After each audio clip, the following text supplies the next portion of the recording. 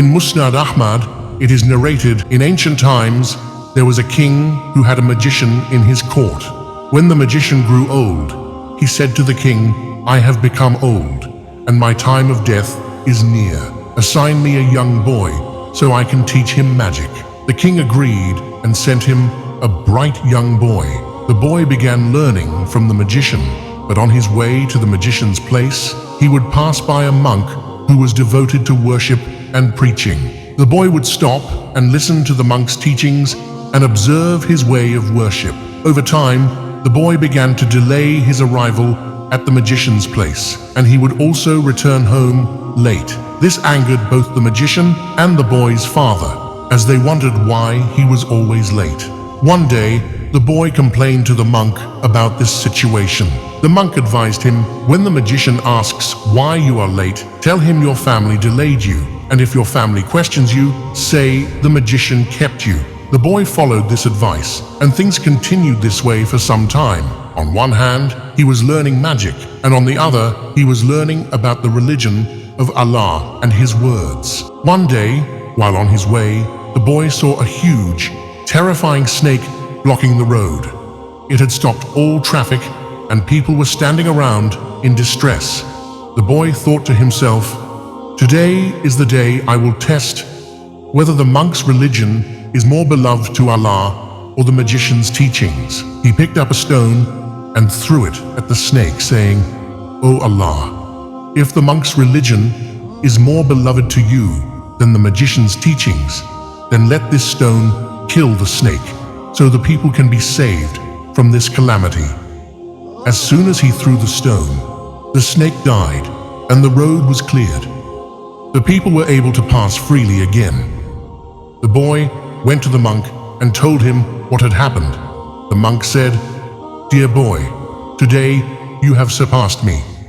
A trial from Allah is coming your way. If it happens, do not reveal my identity." Soon, people began flocking to the boy for help. Through his prayers, the blind, lepers, and those suffering from various illnesses were cured. News of this reached a blind minister of the king.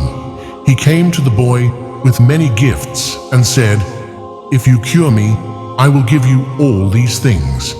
The boy replied, "I cannot cure anyone. Only Allah, the one without partners, can heal. If you believe in Him, I will pray for you." The minister agreed, and the boy prayed for him. Allah restored his sight. The minister returned to the king's court and resumed his duties as before. The king, surprised, asked, "Who restored your sight?" The minister replied, "My lord did."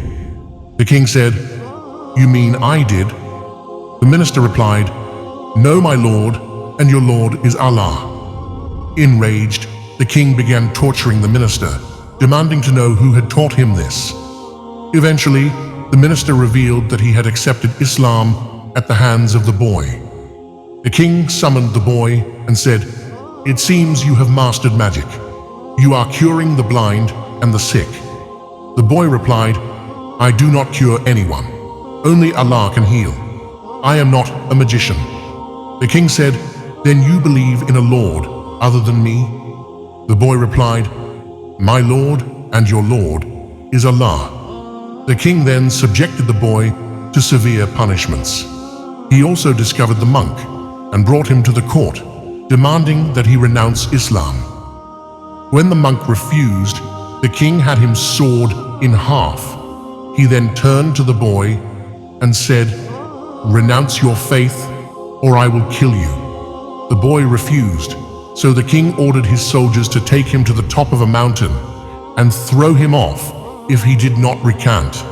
When the soldiers took him to the mountain, the boy prayed, "O Allah, save me from them in whatever way you will." As soon as they pushed him, the mountain shook and the soldiers fell to their deaths. Only the boy survived. He returned to the king, who asked, "What happened to my soldiers?" The boy replied, "Allah saved me, and they perished." The king then ordered his soldiers to take the boy out to sea in a boat and throw him into the water. When they did, The boy prayed again, "O Allah, save me from them in whatever way you will." A wave rose and all the soldiers drowned. Only the boy survived. He returned to the king and said, "My lord saved me again. No matter what you do, you cannot kill me unless I tell you how." The king asked, "How is that?" The boy replied, "Gather all the people in one place. Tie me to the trunk of a palm tree, take an arrow from my quiver and say, 'In the name of Allah, the Lord of this boy,' before shooting it at me.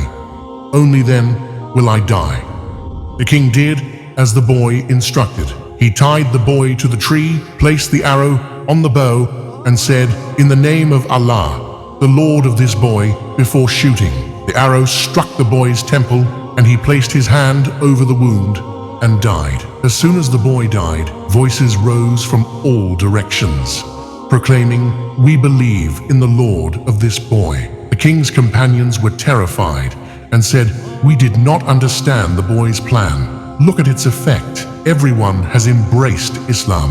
The king said, "We killed him to prevent his religion from spreading, but now it has spread even more." He then ordered trenches to be dug in the streets and filled with fire. He commanded that anyone who refused to abandon Islam be thrown into the fire. The Muslims, with patience and steadfastness, willingly jumped into the fire. However, one woman hesitated because she was holding her nursing baby. Suddenly, Allah gave the baby the ability to speak, and it said, "Mother, be patient. You are on the truth. Jump into the fire."